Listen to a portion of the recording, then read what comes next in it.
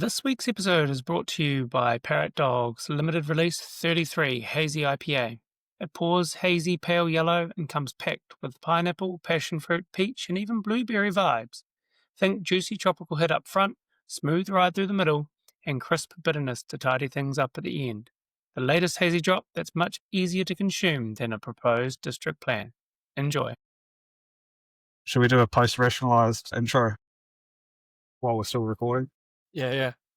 In a world World full of cars, two men take it upon themselves to say how much they hate cars. Hello and welcome back to the pod. It's been a while for me. Glad to be back. Happy to be here. Today, myself and Sam are pub chatting and we don't really know what we're talking about, but we're going to talk it out and hope you guys enjoy the ride. This is our conversation. Beautiful. Keep it We'll vague. make that work. Lovely, mate.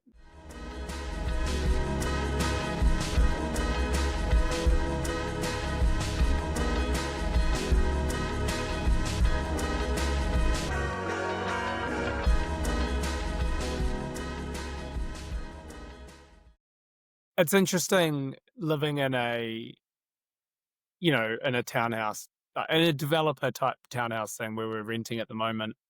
And I reckon this thing wouldn't be more than 15 years old. And everything's been done on the cheap. On the surface, it looks fine. It's tidy. And then you realize that everything is broken. Every door is broken. Every window latch is broken. None of the locks, snib locks on like the internal doors work. Like all of these little things. And you can just like that day one quality is fine. But, like a decade in, like the place is falling apart. Kitchen cabinets, doors falling off. It probably doesn't help that our baby Hugo kind of sits in the kitchen and just opens and closes drawers all the time. Product testing. Yeah, totally. I actually feel like everyone's got to do this at some point. Like if you ever think about building a house, go and live in like a spec home that's 10 years old and see how shit it is. And then make the decision whether you want to Use MDF. do that real heavy VE. Yeah, it's pretty epic when you go back to projects that still look mint. It's like, oh, yeah, like it's possible, can be done.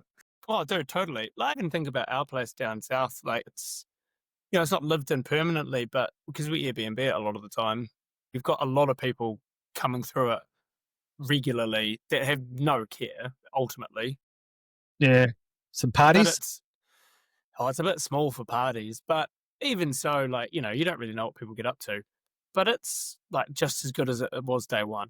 And this is like 2 years on, I guess I know that's not that long, but still it's sort of quite nice to know that when you do something of quality, it stays. Yeah. Quality. Yeah, sometimes it's worth up-specking those drawer hangers. Yeah. Up-specking those drawer runners, those hinges. It's just the little things there. Yeah. Kitchens can age pretty quick, once things start getting out of square. I guess because your tolerance is so tight that it becomes and everything's used all the time and quite, not aggressively, but it's used pretty a lot. aggressively. And how often have you had a handful of stuff and you've like kicked a drawer closed or, that sort of thing? Kick something shut with your knee. Yeah, exactly, man. Yeah. I reckon that's why a full stainless steel kitchen was the dream. Commercial kitchen. My ultimate kitchen one day is just to have a commercial kitchen, basically, but at home. Yeah, big folded, something real heavy duty. Yeah, and have it designed in a way that you can just get a hose and just gun it out to clean it. Clean room, big washroom. Something so disgusting yet satisfying about like the washdown of a commercial kitchen. I don't know if you've ever worked in kitchens, but it's disgusting. But at the same time, it's very, very satisfying. I did dishes at Medellín once. Oh yeah, nice. For my flatmate who was a chef there. Shit, man, Medellín. That was pretty fun. Oh man, Medellín was so good. I wish Wellington still had places like that. Yeah, that was a real nice spot. The kitchen was funny. It was like such leftover space, back alley. We did the odory in the old toilets, the old Medellín toilets. Is that what that backs onto? Yeah. Well, yeah. So I never knew this until we did it. But you know how you'd go, particularly, I think it was the gents. You kind of go through the bar, through this little lighting area, and feel like you kind of go to a little offshoot, Yeah, a dead end offshoot. That backed onto left bank, and that is now the Otery. Yeah. swapping those toilets. Yeah, yeah, yeah. Which is pretty cool. Nice to kind of continue that legacy. Left Bank's an interesting development, eh? The Mellingmorth, the Yeah. what is it? The heart. What timber do they use? Macrocarpa everywhere. Yeah. But it's a strange one, eh, that how much of a vertical, deep space it is, how little light, how many pigeons there are. It doesn't do itself any favors from a lack of, like you said, that verticality, lack of light, and Yeah. just it being a dead end, I think doesn't help. If it was a thoroughfare, a bit more of a thoroughfare, Yeah, then maybe it wouldn't suffer so much. But having that kind of really sketchy, dark, dead endy bit, even though you can get through it, that goes up to yeah, Victoria Street. I think that doesn't no favors, eh? yeah. It was. Did you ever go to that? What was it Proffer? Did Proffer do that fit out of Strata? Is it Wellington Sourdough? Me and Gora used to go there for a coffee, and they used to do this mean as chicken sandwich. Nice. But yeah, other than that, well, I don't think that lasted very long as a cafe, maybe for obvious reasons. Yeah. Well, I mean, like when the Otery went in there, when Anna did it, I was like, "What are you doing? This is insanity. This is the worst place to have a breakfast cafe." But it's This time, I know where I want to go. yeah, exactly. But in saying that, it's gone gangbusters. It's done so well, and I think it's brought so much life into that area. So anyway, we're off to a flyer. What are we actually going to talk about? Yeah. Well, I was thinking about urban planning, which we're already talking about urban planning. There we are, sketchy Yeah, spaces. we're well underway. Trying to avoid sketchy spaces. Yeah, I've just been like, I guess over the years, you go to architecture school, everyone talks up modernism and celebrates the outrageous architecture of the world, and you don't often hear much said or much in a positive light said about classical architecture or classical, maybe just in urban, about lots of city layouts of old cities. Yeah, you're saying people aren't championing the layout of Rome, but everyone's high and mighty on Manhattan, kind of. Yeah, but then um, people who don't have a degree in architecture all love these other places. Yeah. So it's like, are we arrogantly unaware or refuse to listen to half the world that loves a certain style of architecture and make a point of visiting time and time again? Are you talking about architectural aesthetic in terms of the built environment, or are you talking more about the cityscape and the plan of the city? I think both Yeah. hand in hand. City types. Well, Lee Corb's Radiant City, when you want to demo half of Paris and go park life, like the big parks and the towers, versus I don't know, Rome, or not that haven't been to Europe, so live vicariously through the internet. Corb's model, in a way, has been tested, and often it has been tested multiple Mm. times, and often, I think it's probably, and I'm going to probably get shut down heavily for this, but I reckon it's widely discovered to be, or recognized to be, a failure. And that Yeah. trying, like, the human nature and human condition just doesn't really respond that well to living in that, like, high density environment. Or it's not even, I'd say it's the same density from an urban scale, but just person to person, very dense. Mm. You're living in a giant tower with a ginormous amount of people beside and around you. I think it's Yeah. also like a societal thing. Like us as New Zealanders, we're like so slow to, if ever, going to adopt that style of living, I reckon, because we're generationally indoctrinated into having that quarter acre dream type concept. I think we've talked about this before. Yeah, we do And love so, a lawn. yeah, yeah, and well, that's it. Lawn. Everybody wants their own bit of space, and so like even apartment living is kind of a little bit not well, no, it's not frowned upon, but people kind of go, "Oh, I don't really want to do that." Whereas in international cities, it's super common, and if people live their entire lives in those sort of environments, they'll probably actually find the wide open space of a freehold 600 square meter patch of land a pain in the ass because you've got to maintain it and you've got all this other stuff, other considerations. Like giant commute costs, obviously. Yeah. Yeah.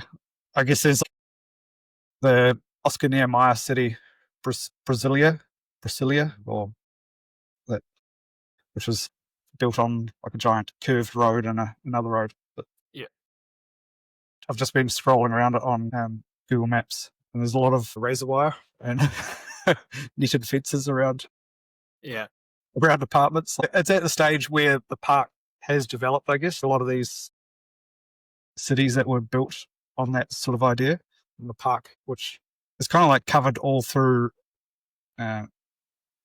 sort of where Russia, the USSR or whatever, it's a city, another city I was just looking at in Russia.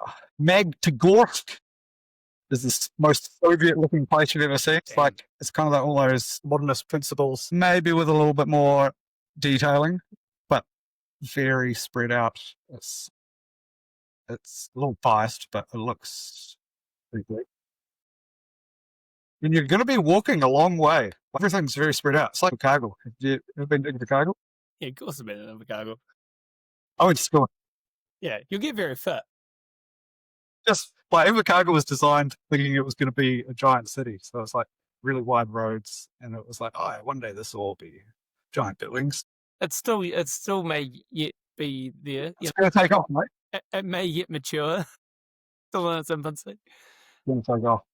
City of the future. Do you know what I reckon the commonality or the common theme that I'm kind of already seeing in these, let's say, designed and not necessarily failures of cities, but maybe more challenging places to live, is just that they're designed. The cities that are the most successful probably are the ones that are old and have organically grown, because they're growing organically to fit the way that people want to live in them. And people will come and try and change that to suit modern life. But ultimately, human nature is human nature. Regardless of whether we're in the 21st century or in the 17th century, I think people are probably still going to want to live in a very similar manner.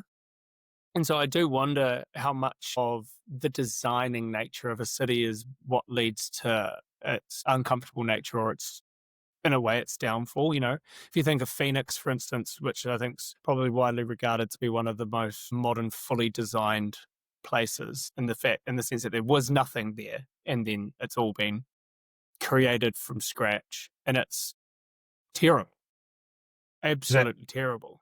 Is that in the States, Phoenix? Yeah. When you could maybe grids, big roads. Yeah, that's it. It's just a giant grid, big roads, big box retail, car parks everywhere. It's designed for the car. And maybe the design mentality there was the wrong one. But equally, what you're trying to do is you're trying to force people in a direction that you want them to go. And it's the same idea with Corb's. Corb's concept is like you're trying to force people into a box that they might not want to live in. And I remember when we were at university, there was that, I can't remember what American university the study was done at, but it was in a landscape course or something. And they, instead of landscaping the garden, they just left grass. And then over the course of 12 months, just saw the natural path that people took and then designed based on the natural path that people took. And then they compared it to, I think, what students had designed for that space prior to going through the concept of letting it naturally evolve. And it was completely different. And I think that's the kind of thing is you're quite often trying to not pigeonhole, but direct people in a way that they don't want to be directed, and therefore it fails. I think just some of these like modernist ideals were just a bit shit. Here's Gerard to take down the modernism. Well, from an urban planning perspective, definitely. Yeah. I think we can appreciate the architecture as like a form. Although in saying that, all the epic modernist buildings, they've all had to be renovated like thoroughly because they're all terrible. Started to leak or rot or having to be rebuilt multiple times. Yeah, built terribly. I think there's no hiding that. I think that's pretty widely understood that the aesthetic outweighed everything. Yeah, I think like from the city perspective anyway, like the extreme lengths to design around a car like the super block sort of idea of blocking function, planning your city with house here, shops here, park there. Whereas I think a lot of the old cities, because of so much layering, obvious things that everyone knows, I don't need to tell you how to suck eggs. Yeah. The overlapping of program, a shop on the downstairs, maybe an office above that, and then apartments above that. The intermingling, the ramming together of life ultimately makes for a more interesting place, or more interesting place to be, rather than, I guess, driving 20 minutes down the road to get your shit and then driving 20 minutes back. Head back to the suburbs. Yeah, suburban model of living is terrible. And I also think that, like you said, that cross pollination of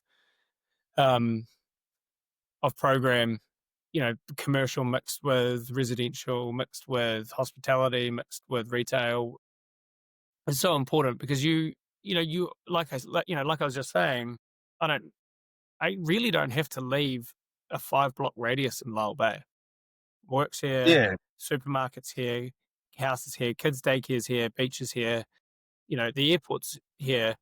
And that, obviously, you don't want to feel confined to that radius. But at the same time, there's comfort in knowing that I don't have to drive 20 minutes to the hut or something to do shopping. Whereas a lot of cities are modeled that way. Whether you've got suburbia and then you've got to travel to the retail precinct and things like that, and you can kind of even see that in thinking of towns in New Zealand that are evolving or growing. most of And the like new one. Wanaka, for instance, is very much suburban periphery and then urban centre with a big box undertow. But you have to Yeah, drive. You have to drive pretty much any time you want to go to the supermarket or to the stores or anything. You could walk, for sure. It's not a nice environment to walk in, but it could take you up to 45 minutes to an hour, depending on where you live, hike and down that's, the side of yeah, the road, down the yeah, berm. yeah. And like, there's not it's not that realistic. Fine if you're, young and fit and don't have kids or whatever, or somewhere to be. But, if you're not any of those things, it becomes a bit of a hindrance in a way. Yeah, I think like some of these older cities, how compact things were just seems to work so much nicer for walkability, and small narrow roads as well seems Mm. to be a big thing. Like Japan having tiny little roads and their kids walk to school or whatever with no real sidewalk. Well, I think the beautiful thing with that is like all these older cities are designed for either very early vehicles or not for vehicles at all, right? Designed for horse and cart or what have you. And modern vehicles now are just too big. And so they're forced out, and it kind of actually makes them far more pleasant places to be. Yeah, maybe good in Japan. You probably don't have too many Ram trucks like F-250s or anything. It's interesting. I think their plywood is it based on a different module, 900 by 1800? So the beds of their trucks are smaller, or, or like that's why plywood doesn't fit in most of our stock Japanese trays on the old biffy Interesting. ute. I didn't actually realize that. Interesting. So like the Kai truck or these smaller little utility vehicles. Yeah. Yeah, I think it's like the narrow roads, narrow windy roads, and then surface treatment as well. If you don't differentiate between road and sidewalk for inner city roads anyway, probably maybe not on the motorway, but like paving, and then when a car's not there, it's understood as a pedestrian space. I guess they tried to do it on Lower Cuba, but not sure how successful that's been. Yeah, I also think that lower Cuba section of Wellington as well is not high. There's not enough traffic for it to be realised, if you know what I mean. It's Foot too traffic. foot traffic and vehicle traffic, really. You're talking about I that, used to like, walk up and down there quite a bit back in the day. I yeah. was, I don't know, just a prick just out of architecture school, so I'd like make a point to walk down the middle. But then I'm you going to get prove what cars I've been told. that floor down there. So Yeah. I think like it's still too wide. Like it needs like a kink in the middle somewhere, or like a little snake, so then you can't actually like gun it down there. But back to the surface treatment thing, like, as well, you think about older cities. London's a good example, for instance, where a lot of the streets are cobbled. So you can't really just foot to the floor down a Yeah, little urban street. One, because like you previously said, they're narrow, they're windy, and then the surface is pretty unforgiving. But it makes them like quite interesting places to walk, and it does sort of marry that, walking journey in with the road quite yeah, nicely. And that, I feel like we're too bedded to making it accessible for vehicles first, and then, it'd be nice if people could walk down it, but that's an afterthought. We're still in New Zealand in particular, a very vehicle centric society. 1,000%. Yeah. And then that like brings up the sort of the cultural aspect. If you're then going to bring in an idea that works awesomely in Japan or Spain, and then you're going to try ram it into Lower Cuba, and that's the only place somebody's ever going to come in contact with that type of driving. Yeah. But you're flooring it down Manners, and then you're hooking it right down Cuba, Yeah. and then all of a sudden you're like expected to change all your learned lessons of driving. But good luck to you. Yeah. I mean, and that's the thing too. I mean, you can see it. Take the cycleways, for instance. The majority of the cycleways in Wellington, with the exception of the one around the waterfront, I'd say, have been widely regarded as failures, because you're trying to, and not from a cyclist point of view, but from pedestrian and vehicle point of view, because you're trying to change everybody's mindset in the way that they expect to drive and operate in the city, and it's too location specific. Whereas if you didn't give anybody a choice and just did it blanket everywhere, so if you just say you had a cycleway topology model and it was just applied throughout the country, okay, there'd be a decade long of teething period, but then ultimately everybody would just understand that that's the way you operate. It's like in Germany, where the rule for the cycleway is, I can't remember if it's on the left or the right, but if everyone, it's a shared footpath, and if you're cycling, you're on let's say it's the left. And so if you're a pedestrian, you walk on the right, know that you have to give way to cyclists, and cyclists have right of way, kind of thing. And that's just understood. Yeah. Whereas, like, universally understood.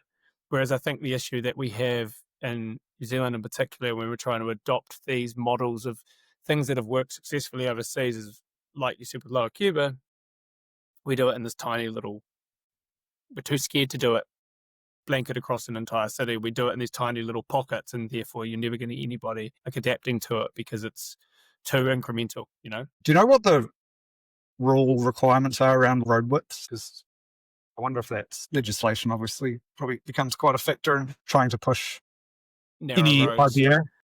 Yeah. Like, do you know High Street in Auckland?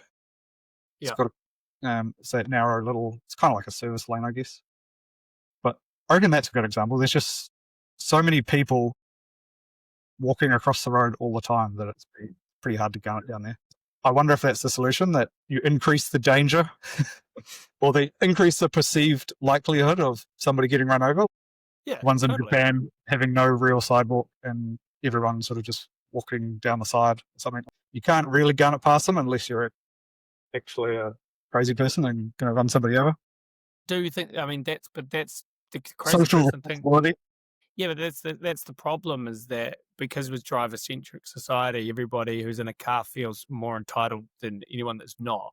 I always find it funny when you're walking in the pouring rain and somebody's in a vehicle who is not soaking wet, and they don't give way to you to like let you cross or something. Just I'm stop. walking And there. well, it's more just like be a kind person, and like, like 2 seconds out of your day, I don't have to get soaking wet, but I'm in a car, so I can go Nah, you're where I want, slowing kind of down. vibe. I know that, man. I want to be waiting. I want to wait extra 2 seconds at the lights. Yeah, yeah. Nerding out into this a little bit more, there's so many examples of cities that I was reminded of. Poundbury. Have you heard of that one? No, is it? Prince Charles tried to design a city. I have heard of this, but I didn't know what it was called. So it's a new, I think it was 100% new. So it was designed, and they're all only people who work in classical buildings, and all the, I guess, planning's quite classical, sort of central, sort of square sort of thing. Yeah. Although their central square is kind of more of a car park. It's probably one of the critiques. It's like Palmerston North. Yeah, but with all, I guess, homemade classical architecture. But it's a raging success, which is the crazy part. Often we're the first people to sort of rip out somebody making old buildings or new buildings look old. But the fact that this has been done in a few towns now and they're all a raging success is Do like, you think that even though it's faux, but that faux kind of historic nature of the township make people a bit more respectful of it versus whether it was just fully a very contemporary city or something where it's just concrete and glass everywhere, and so you're sort of forced into that mentality of fast pace pure because of the architecture. Whereas I feel older style architecture, for whatever reason, makes you slow down. The fact that the ornamentation of it, the texture and the depth, and we either consciously or subconsciously notice this, yeah, but you just move slower around that sort of footing. And maybe it's because, I mean, people like us are probably stopping to appreciate it. Others may not be, but it still has yeah. that same impact on them. It'd be interesting to know. This is how much research we did for this off the cuff episode, but it'd be interesting to know if there is actually any meat on that bone, because I totally reckon that has that concept. The visual complexity of some of that architecture is like undeniably nice to look at. I'm just reminded again and again of how maybe it was just our teachers at uni, how anti sort of classical architecture you're kind of educated to be. Yay, modernism. Remember the one light bulb moment, I think, was when Guy Marriage in a lecture was like, get what he said specifically, but it was along the lines of Le Corbusier's a dick. Here we go, Guy. We've got you on record. Gave permission to, like, as a young student who's To not fanboy like everybody else. going to listen to everything and not think objectively. It was like, oh, wait a minute. Maybe we are actually allowed to think critically and not assume everything we've been told is the correct way. But I think back to old Poundbury, it shares that mixed function, and it's got windy, narrow streets, and I think they were relatively forward thinking on sort of at least 1/3, I think, affordable housing rather than like blocking. I think just if modernism's taught us anything, like separating of function is maybe just a disaster unless it's like industry. We probably don't want a coal mine in the middle of the city or a giant truck stop in the town square. Let's be reasonable. But then again, there are examples of that are highly successful. You know, those inner city industrial precincts that are turned mixed use spaces. Yeah, mixed use definitely. But are there any that are still running as industrial? I think of like the Maybe in Russia. well, Bjarga's power plant ski ramp building, whatever that's called. You know, like that's probably a pretty good example. You know, it'd be funny if Battersea was still not Battersea, sorry, if the Tate was still a power station, you know? Yeah.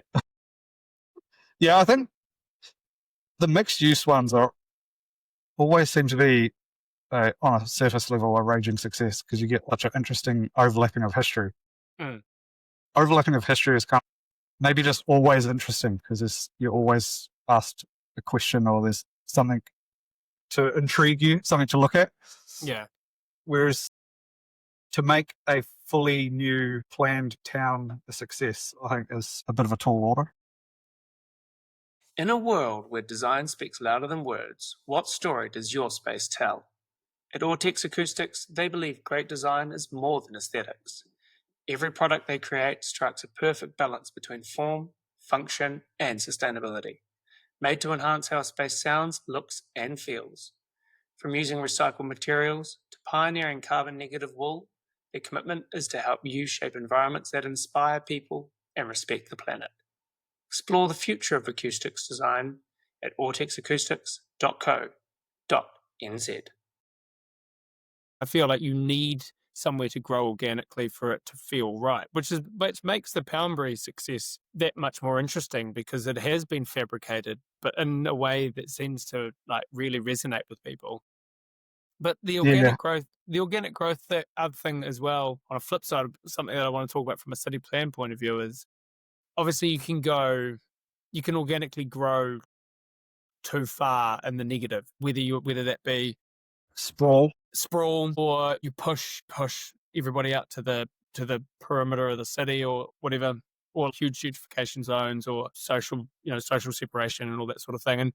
And there's actually a really, really good PI episode on this, but a city that sort of went way too far, realized they're failing and countered it is Medellín. So as the city grew, Where's that?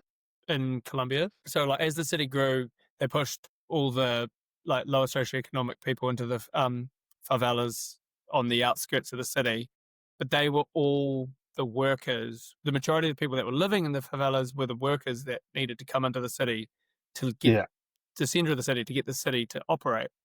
But they weren't doing it because it would take them too long to travel. And so like the center of the city was starting to fail. And so what they did is, and I'm shortening the quality of this, but look into it. It's really interesting. But what they did is they install escalators and gondolas. So they got escalators and covered escalators, open air covered escalators and gondolas, which meant the access from the outer reaches of the city into the middle was super easy. And that form of transport was either free or highly, highly, highly subsidized. And so what it meant is that everybody started to then be able to very easily bring themselves into the city to work and to get home in time for general life and things like that. And it totally transformed the way that the city ran, because instead of it trying to be this affluent center with, the lower socioeconomic push to the outskirts, which ultimately led to violence and all that sort of thing, it created far more cross-pollination. And not overnight. Medellín's had its issues for many years, pretty well documented, but it did help change the way that that city operated. And it went from like being one of the most dangerous cities in the world to not being at all through that mechanism. Interesting. Is there just one? Is there one gondola? There's a few. I can't remember they call them funiculars, maybe. Is it the real colourful city? Yeah, but it's cool. Like the escalators are rad. You'll access. Think of, let's just use Wellington as an example. Think of Mount Vic, but it's think Kelburn, for instance. But there's from Aro to Karori almost, or like Aro to or from the centre of the city to like Northland or something. There's essentially stacked escalators that will access you all the way there. So walking's really easy. You just jump on an escalator, and it gets you high because it's a very hilly city. But it gets you high quickly. Super cool place to visit, and just see that influence firsthand as well. Yeah, what a interesting solution. Oh no, we kicked out everyone. Yeah, but there was basically we kicked everybody out. Oh, now we've got no one to actually make the city hum. We need to bring everybody back. How are we going to do it? And the way that they did it just sort of was a silver bullet solution, which was pretty cool. I mean, it could have completely failed, but in that case, it didn't, which was interesting. Yeah. Did you watch that movie not long ago about Chandahar, that city in India? Chandahar, or butchering that name. City in India by Lee Korb, which ended up being quite a successful city. Yeah, I forget the real reason why. They did block off, there was supposed to be pedestrian anybody access to all the government grounds where he did all his mega buildings. But I think there was some issues with that, so that got shut down after a while. But maybe cities just throw enough people at it that are just going to make it their own. Well, that's how much is design versus how much is bending it to your will. That's exactly what I've been saying. Where I think the design aspect of it ultimately isn't that successful, and can kind of take. You don't often get the opportunity to redesign a city, right, or to design a city from scratch. And the tragedy that befell Christchurch did offer the opportunity to redesign Christchurch in a way, and I think they've definitely made some good moves, but they've also fallen back into old patterns as well. The opportunity to try something and to make it really, really interesting. What would you have done? I probably would.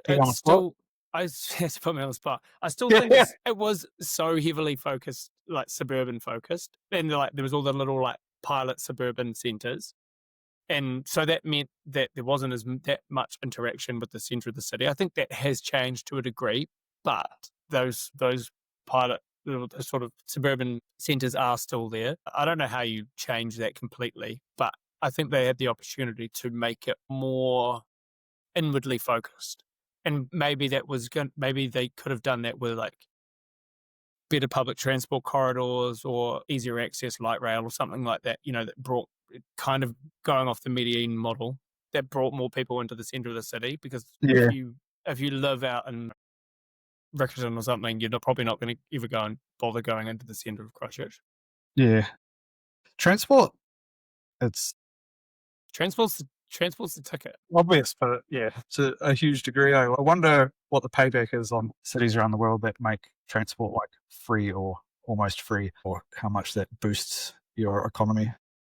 Just to go back to the Medellín model, massive, right? Because if you're having to travel for work and it's expensive, even busing in Wellington, you're going to probably be spending $10 a day both ways. And that's Yeah. not really, depending on what your employment status is, it's not really that tenable, but if for that is $1 or something, then you're going to get way more people using public transport and ultimately actually realize the benefit of the public transport solution. And they did that after COVID. I think it was after COVID. They had, I think it was $1 fares or something for 6 months, might have even been longer. And so many more people were using the public transport network. And then they put it up again overnight and those numbers just dwindled again. There's certainly validity in making public transport heavily subsidized or cheap or free. All the couples I know that live slightly out of the city will end up getting a car park, because one person, it might be more affordable than parking in town, but two people, it's cheaper to hire a long-term car park in town and then just drive in. Than it is to take public transport. Yeah, on the basis that you both live in town. Yes, I mean that's or work in town. terrible. Like it just shouldn't be like that. And then you wonder That's why a huge demographic that you'd Yeah. make the price slightly cheaper, and then you're bringing in that demographic. Yeah, we were after having kids pretty much car free. Just walked. I mean, we lived in Mount Vic, so it was pretty close proximity to the city. We just walked everywhere. 20 to 30 minutes walking is nothing. And I think that was also after having come back from overseas when you did walk a lot. Even an hour's walk to get somewhere just kind of feel like a big deal. Yeah. But then you have kids and you kind of need to use a car a lot more. But I'd like to move out of that. And, the fact that we're, looking at moving and look at buying a new house, moving into a new house, what we're looking at is somewhere where we can be more car free. Like kids can walk to school or whatever, because I think that there's real value in that. There's something that kind of just feels wrong about getting in a car every time you need to go somewhere. If you could live in that sweet spot, where your kids are sweet to walk to school, cafes and some loose shops around you that service some basic needs. Lower Bay, baby. Come move to Wow. Lower Bay. Mount Vic would have been pretty good for that. Yeah. The only problem is you're up top of a hill. So Yeah. if you ever want to go to the city, you got to go down the hill. And then if you want to go home, you got to go back up the hill. At least you get sweaty on the way home. Yeah, that's true. Yeah. Back in the day when I worked in town, I used to bike. Lived around Keogh Bay, around Evans Bay. Yeah. And that was quite nice. Didn't use the car a huge amount. I think it's kind of nice, like from the mental side as well, because you have this like bit of fresh air, you're blasted by the wind, shake the cobwebs out, bit of time to think, bit of podcast time. It was often the best part of my day. Yeah. Like when you're in the monotony of 9 to 5, and that's really good to you. Yeah, versus that, and it's free flowing, and you're kind of, you're at your own will. Versus cruising around the bay, wind in your hair. Yeah, man. Car opens the door, and you're like, that versus getting in a car, getting stuck in traffic, getting frustrated. Yeah, cars are pretty frustrating. Maybe that's just the answer to all of this. Just get rid of cars. I think everyone kind of does recognize that, but Listening to old the Archie Marathon guys, it is yeah, I don't know, it's an easy solution I think for architects to point at. If we got rid of cars, everything will comes be in better. these real utopian ideas. Yeah, I'm hesitant to, while it sounds amazing and probably is epic in like the Netherlands. There's a bit of reality. Yeah, I quite like my car. But I had a lady go up at me a while ago for driving to work, and I was like trying to explain to her. I was like, I work in Calson, and I have to go to Steel and Tube or Bunnings, quite regularly. pretty much every day. Do you want to chuck a sheet of steel on the back of your push bike? Yeah, But she wasn't taking no for an answer. Right? She just wanted to tell me. yeah. There's some real warriors out there, and good on them. But some of us No also dialogue. just have to do normal stuff. It's the car thing's funny though. I'm just designing working on the concept design for a house at the moment, and the clients wanted a double garage, but they could also fit bikes, motorbikes, a workbench, and a little gym space. And by the time you do that, in reality, that thing's 60 to 70 square meters minimum. And a third of your house, if not more, is just garage. And so I just said, you can have a single garage and big single garage, but you're having a single garage. And I actually presented it to them yesterday, and I thought there'd be like big pushback because it was very like prominent in their brief. Must have double garage, blah, blah, blah, blah, blah. And I said, look, you guys don't really have the space. Park a car outside. And they were like, oh, cool, I get it. So I think it's certainly a nice to have, but I think it's also very easy to sway people in the other direction. If you kind of give them no option, then it does help alleviate a little bit. This is we'll do that sometimes. Yeah, when you're like, if you want this big garage, it's going to be like a couple of $100,000 more. Reckon your budget can stretch that far? And they're like, nah. Yeah, may as well just buy the car can go outside. Buy another mean car. Yeah. What do you reckon's first? The car goes outside, and then do you put if the budget's looking tight, is the next thing you put a kid outside? Like get rid of one of the bedrooms. Hey, you can sleep in a tent in the backyard. Sometimes it feels like I could make that decision. This risk of spiraling into whole different conversations, but I think room sizes sometimes are like take the piss. Like as a kid, you don't need a giant room. We had one house when we moved farms, and I had the office as my bedroom. Yeah, I kind of quite enjoyed that space. It's quite like really small. One whole wall was like bookshelf. I loved my fond memories. I loved my bedroom growing up. I lived in the attic, and I could stand up in one location when you came. They had a ladder, so I climbed a ladder, and I could stand at the pitch of the gable, and then my room was in the pitch. Built-in bed tucked into a corner, and it just had and it was a weird U-shaped room, but just had all these little nooks and crannies. You'd never, and going back to the planning versus the organic kind of thing, it's a really hard space to actually design that. And the reason that it was there is because our house got too small, and Dad had to try and find space, and he was just like, bung one of the kids up on the roof, and just found all the available space he could in the roof and turned it into a room. And it was epic. I loved that bedroom so much. But that grew organically, Yeah, those leftover spaces can be pretty epic. Yeah. I used to love sleeping under the stairs in one of our houses. Harry Potter. It was very house elf kind of esque. Yeah, but I just liked weird small spaces though. I think that's maybe just reflective of me and the things I ended up designing. Yeah. Interesting spaces that, I don't know, you could get real architectural wanky and say it was probably more the scale of a small child. So it was more meaningful. Maybe.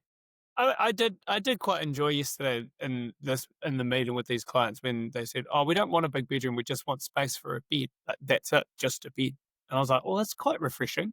Whereas most people are like in a main bedroom, people are always like, it needs to be big, and I need to have, space for this, that, and the next thing.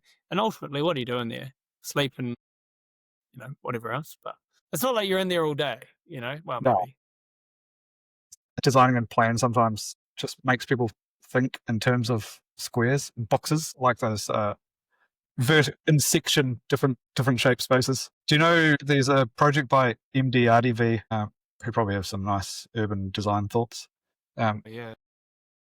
They did I think it was a pavilion sort of building. It was more of a sculpture than a usable functioning building, but it was a big square in elevation, and then it was Tetris shapes overlapping each other, and they're all painted different colours, and one had like beard. It was essentially a house in section. It was a nice, some nice thought ideas that I Program stacked rather than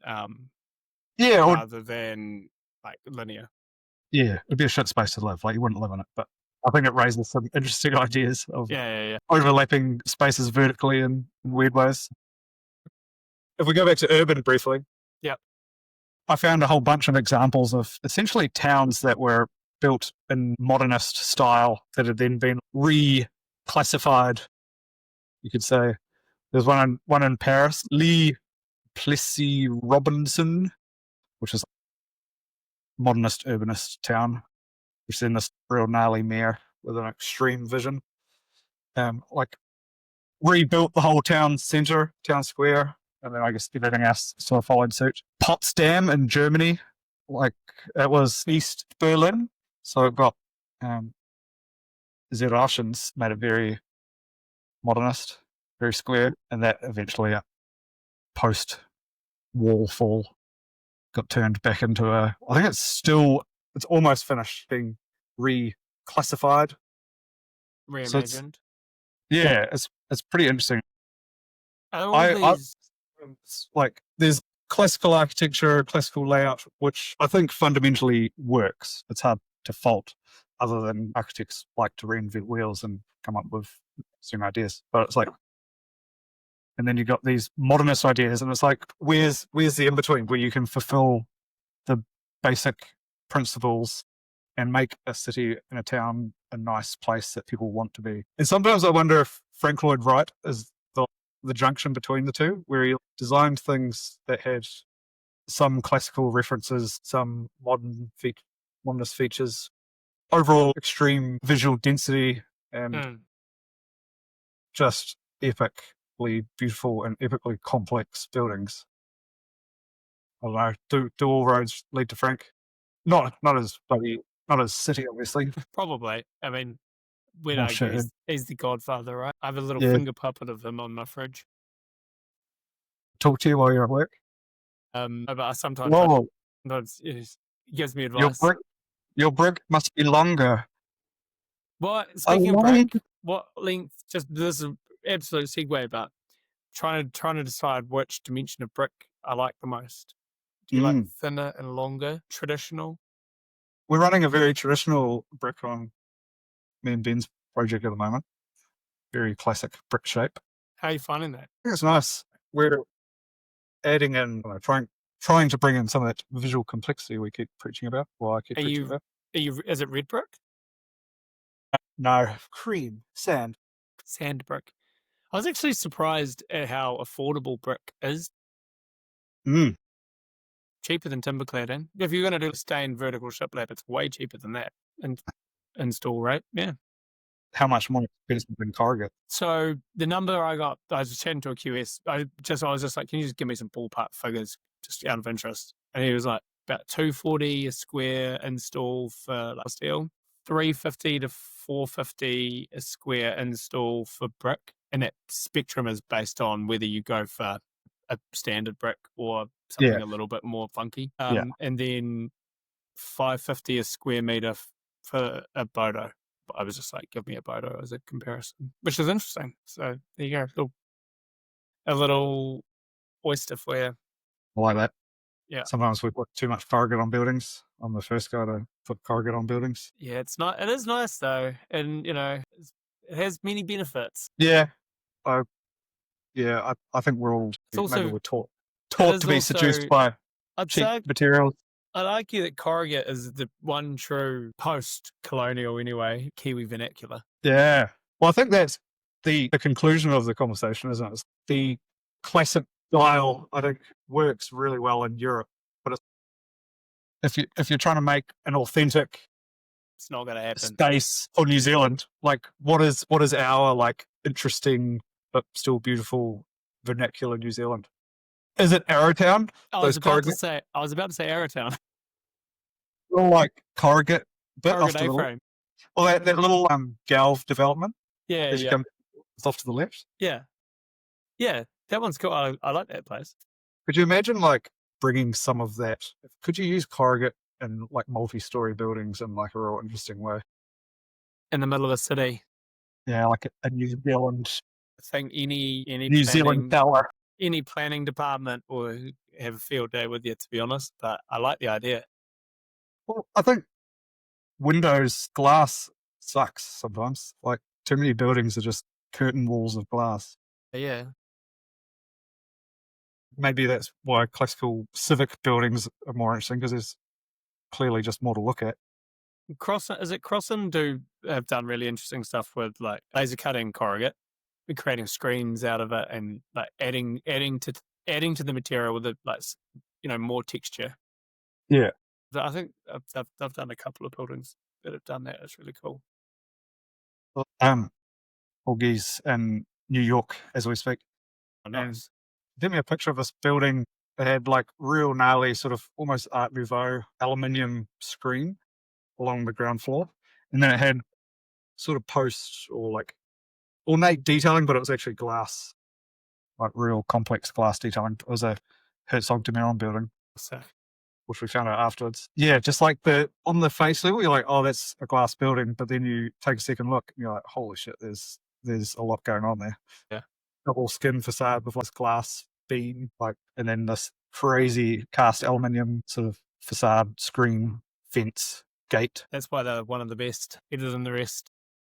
Herzog we could do a conversation on Herzog itself, because I think that Scandinavian sort of big timber post and beam building typology is so interesting. Maybe tying into your mass timber ideal.